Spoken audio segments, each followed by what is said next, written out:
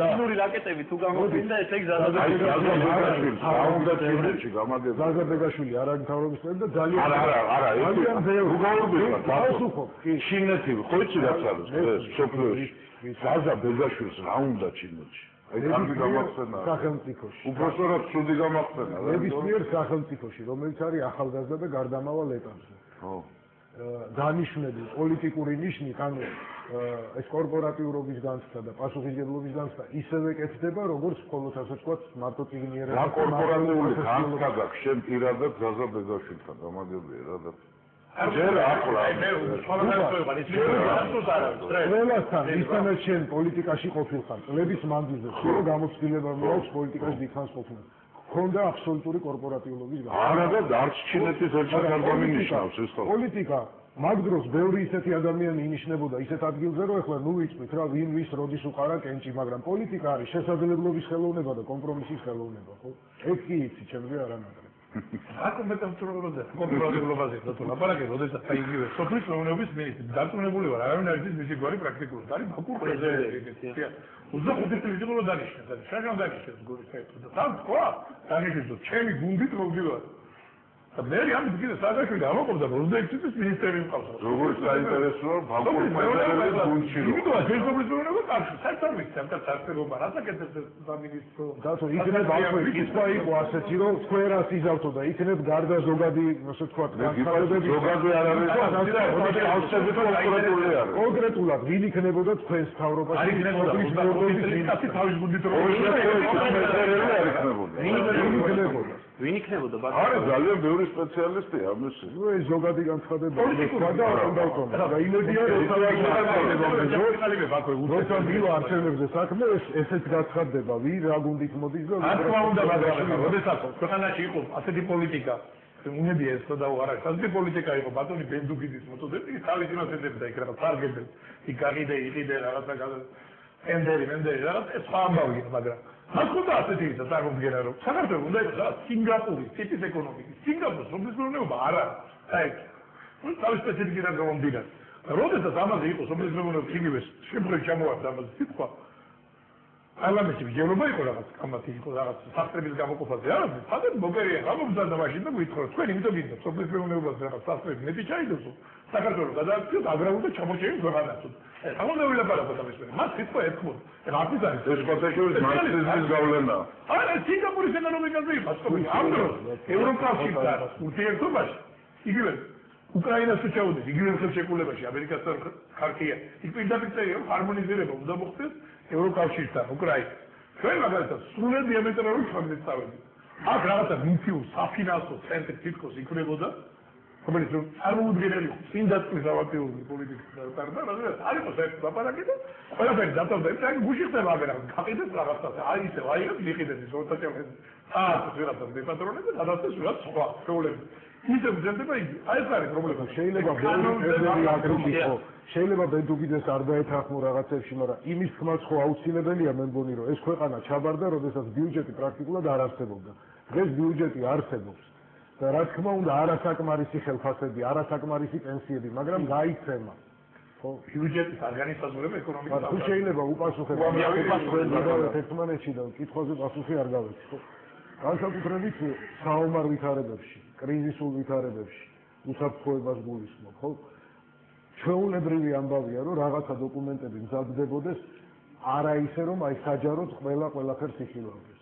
ეს ერთი თუ დოკუმენტი კონსტიტუციის მიხედვით შეგიძლიათ ნახოთ, არის სარატიფიკაციო, ის აუცილებლად იქნება განხილული. რაც თქვენ ახსენეთ, რომ პირდაპირ თბილისთან იყვნენ მომდგარები, ხო, ეს რუსული ტანკები. ამ დროს რაღაცას ხელი მოეწერა, რომ ეს პროცესი გაჩერებული იყო, ხო, იმის წინასწარ განხილვა და საჯაროდ გამოტანა შეიძლება ცოტა უხერხული იყოს. მაგრამ 2 თუ 3 დღეში ეს ყველასათვის გახდა ცნობილი და ასევე ამ დოკუმენტზე, რომელზეც ვილაპარაკეთ, თავიდან ამერიკულ-ქართული ხარტია იგივე გითხარით მე რომ ეს არ არის იმ დონის დოკუმენტი, სადაც კონკრეტული ფინანსური ვალდებულებები ან თუნდაც სამხედრო ვალდებულებებია გაწერილი. ბაზა იქნება ეს თუ სხვა რამე. როგორც კი ასეთ დოკუმენტი გაჩნდება, იმ წუთში იწვება კონსტიტუცია და ესეთი დოკუმენტი იქ მოხლებია მთელი კონსტიტუციაში, რომ უცხო ქვეყნის ჯარების გადაადგილება როგორ განიხილება და რანაირად იქნება. ის აუცილებლად იქნება განხილული. ბატონო, როდის გაფორმდება ეს ხელშეკრულება, რომ დავასრულოთ? უნდა დავასრულოთ როდის კონკრეტულად?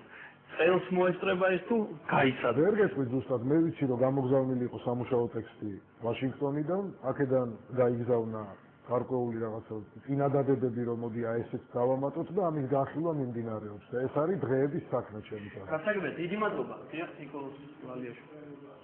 გავაგრძელო პასუხი რა შეკითხვაზე.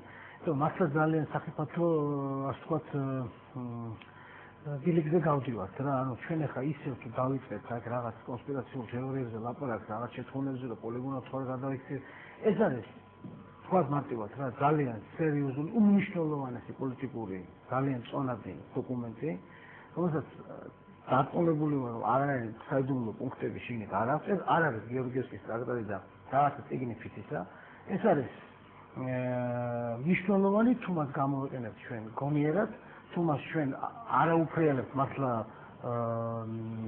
ჩვენ ცდილობენ მეზობელს და იმედოვნად, რა თქმა უნდა, მე პირადად უდიდესი სიამოვნებით ვესალმებოდი თუ საქართველოს გააფორმებდა ანალოგიურ ქარტიას რუსეთთანაც, ყველა ჩვენ მეზობელ ქვეყანასთანაც, სამწუხაროდ ეს არ ხდება. დიდი სიამოვნებით ვითანამშრომლების სტრატეგიულად რუსეთთან თუ ის აღიარებდა ჩვენს ტერიტორიულ მთლიანობას, თუ იცნობდა ჩვენს სუვერენიტეტს და ასე შემდეგ.